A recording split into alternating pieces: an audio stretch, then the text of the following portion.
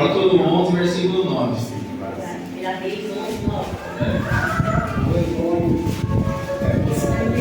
Emoção. Tô nervoso. Aleluia!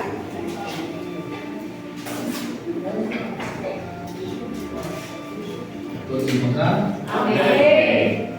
O Senhor se indignou contra Salomão por ter desviado em seu coração o Senhor, Deus de Israel, que lhe havia aparecido 2 vezes e ordenado que não seguisse outros deuses. Ele, porém, não guardou o que o Senhor havia ordenado. Por isso o Senhor disse a Salomão: já que você procedeu assim e não guardou a minha aliança, nem os meus estatutos que eu lhe ordenei, vou tirar o reino de você e dá-lo a um dos seus servos. No entanto, por amor a Davi, seu pai, não farei isso enquanto você estiver vivo, mas durante o reinado do seu filho. Todavia, não tirarei o reino todo, darei uma tribo a seu filho, por amor a Davi, meu servo, e por amor a Jerusalém, que escolhi. Amém? Amém! Irmãos, pode se assentar. Glória a Deus! Eu vou prolongar mais um pouquinho na introdução. Mateus capítulo 7, versículo 13, diz assim: entrem pela porta estreita, porque larga é a porta e espaçoso é o caminho que conduz para a perdição, e são muitos os que entram por ela. Estreita é a porta e apertado é o caminho que conduz para a vida, e são poucos os que o encontram. Cuidado com os falsos profetas que se apresentam a vocês disfarçados de ovelhas, mas por dentro são lobos vorazes. Pelos seus frutos vocês o conhecerão. Por acaso se colhem uvas de espinheiros ou figos de ervas daninhas? Assim toda árvore boa produz frutos bons, porém a árvore má produz frutos maus. A árvore boa não pode produzir frutos maus e a árvore má não pode produzir frutos bons. Toda árvore que não produz bom fruto é cortada e jogada no fogo. Assim, pois, pelos seus frutos vocês o conhecerão. Aleluia! Amém? A palavra de hoje é exatamente sobre os frutos. Mas por que eu vim falar de Salomão? Porque os frutos que Salomão deu, mesmo parecendo ser uma árvore boa, não eram os mesmos frutos que o seu pai Davi deu. E quando a gente lê a palavra e vai ver que Davi, ele passa o reino para Salomão, ele vai dizer assim: Salomão, não se desvie de dia e de noite das palavras do Senhor, anda no seu estatuto, segue a tua palavra, medita na palavra de dia e de noite, e o Senhor será com você.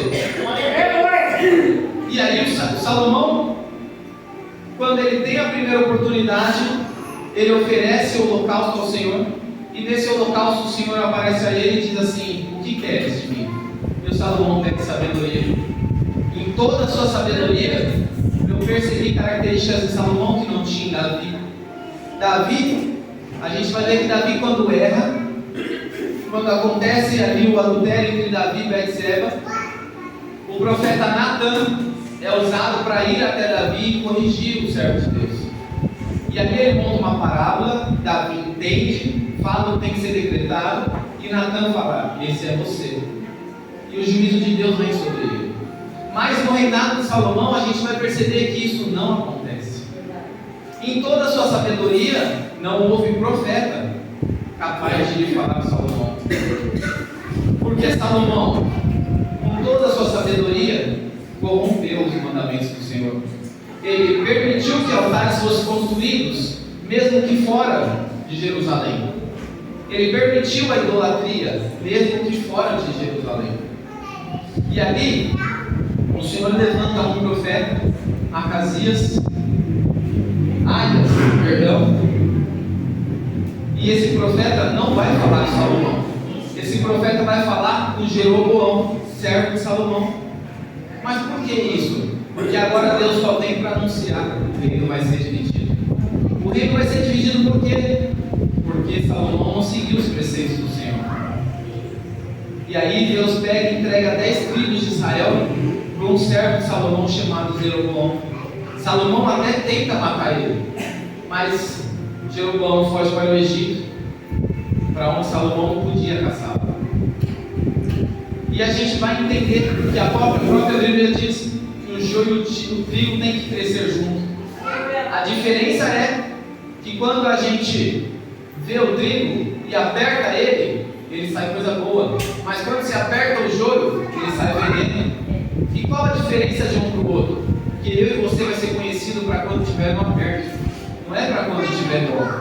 Não é para quando estiver bonitinho. É no aperto. Aleluia. Tem que ser visto na nossa vida.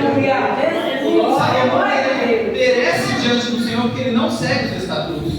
E isso é uma coisa que a gente vê constantemente, principalmente no livro de Reis. Segue meus estatutos, anda nos meus caminhos e eu serei contigo. Segue meus estatutos, anda nos meus caminhos e eu serei contigo. Mas a maioria deles se desviaram. E quando não se desviavam, era curto o seu reinado. E aí, o próprio Salomão escreve em Provérbios 1:29 diz assim: porque odiaram o conhecimento e não preferiram o temor do Senhor, não quiseram o meu conselho e desprezaram toda a minha repreensão, portanto comerão do fruto da sua conduta. O fruto que a árvore ruim produz é o que vai comer.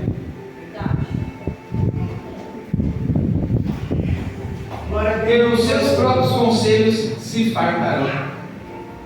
E a gente vai ver que da árvore ruim de Salomão nasce um filho, Roboão. Roboão, ele até tenta seguir os caminhos do seu pai, mas o reino já estava dividido, porque já tinha sido decretado. E Roboão, quando ele consulta ao Senhor, a palavra vem que Israel ia atacar eles, e ele vai se aconselhar com os anciãos. Os anciãos têm bons conselhos para ele, diz para ele, faz acordo com eles, faz aliança com eles, cuida deles, trata eles bem, dá conselho. E Roboão vai se aconselhar com os jovens que cresceram com ele. E os jovens que cresceram com ele falam para ele assim: não, você é o filho, você que manda, vai lá e quebra tudo, você vai fazer isso, você vai fazer aquilo. E ele escuta aqueles que não têm conselho para dar. Por esses dias, eu estava falando com o evangelista Adalberto, que ele falou para mim que tem 30 anos de evangelho, né, entre idas e vindas. Não, então está com 60 agora? Que seja 20 anos de evangelho. Eu tenho 30 de idade. Que conselho eu tenho para dar para eles? Nenhum. Mas quando eu valido os conselhos na palavra, eles são obrigados a escutar. Porque a palavra está correta e eu não. Vocês entenderam? Se a gente valida nossas decisões na palavra, a gente não vacila o pé. Se a gente valida nossas decisões na palavra, a gente entra pela porta estreita. Jesus fala no livro de Mateus. E o próprio Salomão, ele vai dizer que o princípio da sabedoria é o temor do Senhor. Tudo aquilo que ele não fez, ele fez grandes coisas. Foi um grande rei, foi muito rico, teve tudo, mas não teve o temor do Senhor no começo da sua sabedoria. E quando ele percebe que o temor do Senhor faltou, já é tarde. O Senhor já tinha decretado o fim do reino. E Salomão escreve assim em Provérbios 29: não havendo profecia, o povo se corrompe, mas o que guarda a lei, esse é feliz. Mas de qual profecia Salomão está falando aqui? Salomão está falando aqui da profecia que Natan foi entregar ao seu pai. Por quê? Porque o profeta chega a Davi e fala para Davi: você errou diante do Senhor, você pecou, e agora o Senhor vai ter que te castigar, o Senhor vai mudar as coisas por conta disso. Mas no reinado de Salomão isso não acontece, não tem correção. E quando não temos correção, nós perecemos no caminho. Quando não temos a profecia de correção, de você estar falhando nos estatutos do Senhor, você não está consultando a palavra, você não valida a sua vida na mensagem, nós caímos. E a culpa não é nossa, é de quem prega. Hoje a culpa não é de vocês, seria minha. Eu falei para o Roberto, vai você, vai preparado, eu estou com dor de barriga. Falei para a pastora, vai você, eu não quero. Mas se eu não viesse, a culpa seria minha. Mas hoje, vocês têm que decidir que fruto vocês vão dar. O fruto que espreme e dá boa semente, ou o fruto que espreme e dá um fruto azedo. Toda árvore vai dar um fruto, mas são vocês que vão ter que decidir qual fruto vocês vão dar. Se vai ser um fruto bom ou se vai ser um fruto ruim. Todo fruto vai dar uma semente. O fruto ruim de Salomão gerou a semente de Roboão, que também vacilou. Só que Jeroboão também deu fruto ruim, e o seu filho também vacilou nos pés. Então a gente precisa escolher, diante da correção do Senhor, diante do puxão de orelha, qual fruto a gente vai dar? O trigo, que quando aperta dá coisa boa, ou o joio, que quando aperta dá veneno, envenena o próximo, destrói, divide o reino, divide a igreja? Quanto tempo mais nós ficaríamos divididos? Quanto tempo mais, se nós não obedecemos ao Senhor? Eu lembro do batismo, que a palavra foi obediência. Eu não sei se todos estavam lá, vão lembrar, mas é o preceito principal do Senhor. Quem obedece não se desvia. No mínimo, medita na palavra de dia e de noite, já é uma obediência. E se obedecer ali, não precisa de mais nada. Não vacila o pé. Luz para os seus pés é Jesus. Você não precisa vir aqui escutar eu, escutar o Alberto e a pastora, se meditar na palavra de dia e de noite. Você vai estar validado pela palavra. E é a palavra que vai adubar para esse fruto ser um fruto bom. A oração é o que vai adubar para esse fruto ficar maduro na hora certa. É muito interessante quando a gente recebe uma profecia e a gente não entende nada. Hoje cedo nós fizemos uma escola dominical na casa do evangelista Roberto. E lá ele veio conversar comigo a respeito disso que ele falou hoje do David. E ele veio com uma cautela, um cuidado, na dúvida do que eu iria pensar, na dúvida do meu julgamento. E eu falei para ele, irmão, fica tranquilo, é de Deus. Porque quando eu estava falando do grupo de varões, eu não sei se vocês vão se recordar, eu falei que o nosso regente estava na casa do oleiro. E ele era um vaso que estava sendo trabalhado. Eu já sabia que era, mas eu não vou abrir minha boca enquanto Deus não mandar. Eu preciso ter o temor do Senhor. Se eu falasse antecipadamente, ele podia não estar aqui hoje. Se eu falasse antecipadamente, o Senhor podia ter me corrigido hoje. Então nós temos que ter temor do Senhor em tudo que falamos, em tudo que pensamos. O músculo mais forte do corpo é a língua, apesar de pequenininha, mas a palavra diz que ela é a única que tem o poder de matar. Então, se nós não vigiarmos na presença do Senhor, se nós não vigiarmos no que nós faremos, nós vamos produzir um fruto ruim como Salomão. Tome cuidado, porque o rei mais sábio da história pereceu. O rei mais sábio de todos vacilou, desviou-se do caminho. Não é porque ele está fora da igreja que não estão vendo. Salomão falou, tudo bem, vai lá, mas fora de Jerusalém. O Senhor, Ele está em todos os lugares. Ele vê o que eu e o que você faz. Ele sabe o que eu e o que você pensa. Ele sabe o que a gente quer fazer ou o que a gente não quer fazer. Essa é uma questão, é uma incógnita muito grande. Porque se a gente sabe que Deus sabe, por que mesmo assim a gente decide fazer onde ninguém está vendo? Não importa se o Adalberto não está comigo em casa. Não importa. Deus está vendo que eu posso estar maltratando minha esposa lá. Não importa se eu não estou em Santa Isabel com a pastora. Deus está vendo que ela pode estar falando mal de algum irmão lá. O que nos importa é o que Deus pensa de nós. Mais nada. Mais nada. Literalmente, mais nada importa, a não ser o que Deus pensa de nós. O salmista ele dizia, Senhor, vê se há em mim algum caminho mau. Porque se há um caminho mau, eu nem posso ir para a batalha, eu vou morrer. Davi ele tinha todo esse cuidado de se preocupar ao passo que ele ia dar. Eu vivo falando que Davi de 10 mandamentos ele pegou em 8, mas uma vez só em cada. Ele não voltou no mesmo erro. Ele não fez o que eu e você costuma fazer, bater cabeça várias vezes antes de aprender. Davi ele vai dizer assim, quando os filisteus vêm contra Israel, Senhor, eu posso ir contra eles? Mas por que Davi tem dúvida se pode guerrear contra os filisteus se eles são inimigos de Israel? Porque Davi sabe o que faz.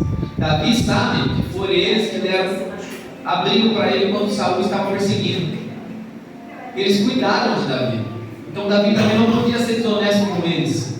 E aí ele pergunta: Senhor, não importa o que eles vão pensar de mim, importa o que o Senhor quer. O Senhor quer que eu vá? E o Senhor falou: vai, certamente eu os entregarei em suas mãos. Diferente de Saul. Está vendo como a história sempre se repete?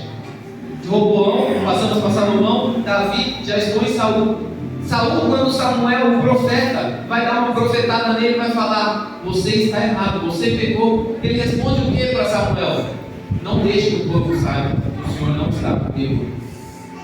Que importa se vocês sabem ou não sabem que Deus está comigo? O que importa é se eu vou entrar na porta estreita. Importa se eu vim de cabelo penteado ou não? Não. Importa se eu vou entrar na porta estreita. Me importa se eu levar vocês a pecar. Isso me importa. Por isso que eu sempre tomo cuidado de ler a palavra.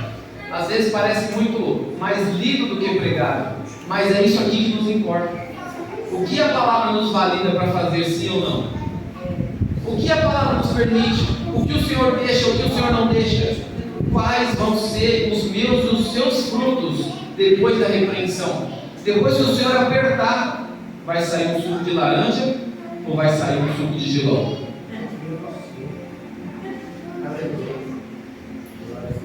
É um extremo muito grande. Tem um abismo muito grande. Hoje sempre estávamos falando exatamente sobre o inferno. E o que nós falávamos é que ninguém mais se preocupa em entrar na porta estreita. A preocupação hoje é em não ir para o inferno. Só que isso tem um gap muito grande, porque a gente está pisando na beira de um precipício. E se o pé escorregar no que a gente acha ou não acha que deve fazer, é só ladeira abaixo. Se o pé vacilar, a gente escorrega um barranco e vai para a vida eterna no inferno. Muitas das vezes a gente não fala. Nós estávamos falando isso hoje, né, Leandro? Que o inferno ele não é mais pregado, mas são os frutos maus que podem levar eu e vocês para o inferno, que vai fazer com que a gente não entre na porta estreita. Vai ser dar ouvidos para pessoas que não devemos dar. Vai ser dar conselhos que nós não devemos dar. E isso tem que ser uma preocupação aqui, onde vocês são vistos, mas muito mais onde vocês não são vistos. Essa é a parte difícil, porque não tem ninguém vendo lá para... Mas a palavra do Senhor vai dizer em 1 Coríntios: julgue-se o homem a si mesmo, pois se julgasse, não seria julgado. Então, se a gente nos validar, se a gente for um crente habitolado, na palavra, a gente não perece. Por falta de conhecimento perece o servo do Senhor. E nem todo conhecimento, como tinha Salomão, adianta se não tivermos o temor do Senhor. O temor do Senhor não é ter medo do Senhor nos castigar, é ter medo de perder a presença dEle, é ter medo de não ouvir a voz dEle, é ter medo de não sentir mais o calor dEle quando temos medo. Ele é a luz para os nossos caminhos. Ele é a paz que excede todo entendimento. Então dê bons frutos. Se você vê que tem frutos maus brotando aí, pode eles. Pode eles com a palavra. Eu não vou fazer porque a palavra não me permite. Tem muita gente, até falei para o Roberto hoje cedo, hoje a gente tem que usar essa estratégia. Se a gente for falar para qualquer um que a palavra não nos permite, a gente é chacotado. Mas se a gente chegar para alguém e falar: minha religião não permite, todo mundo respeita, porque está no estatuto do país. Então a gente tem que usar essa estratégia. Se for religião, se for Cristo, a nossa religião é Cristo. Nosso partido é Cristo. Tudo que nos afasta de Cristo tem que ser cortado. Tudo que nos distancia da palavra tem que ser arrancado. Se arrancar tudo que distancia da palavra, todo mundo vive bem, todo mundo prospera, todo mundo tem bênçãos. O que a Marcelene falou é verdade. Se não tem algo errado, você não está na direção de Deus. Mentira. É mentira. Vou usar um exemplo. Moisés estava atravessando o Mar Vermelho. Tinha algo de errado? Não tinha. Ele estava seguindo a promessa. O faraó achou que queria alguma coisa. Mas para Moisés, ele estava fazendo o que Deus mandou. E Deus deu livramento.